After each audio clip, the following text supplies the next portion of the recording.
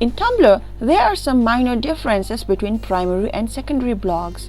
Like secondary blogs cannot follow other users or reblog posts. While you cannot password protect your primary blog, you can do so in your secondary blog. In this video, we are going to find out how.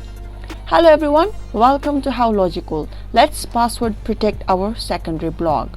First, we start with our Tumblr dashboard, and on the left sidebar, if we click on Account, list of all our blogs will be visible. The first one is our primary blog, the second one is our secondary one. So let's select the secondary one.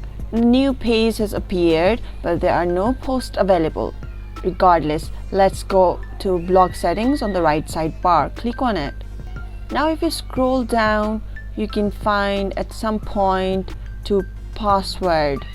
Toggle this to on, enter a password.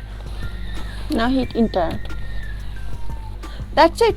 This blog can now only be viewed by people who enter this password. I hope you found this video helpful. Future video updates like this, make sure to subscribe to our channel. Until next time, bye bye.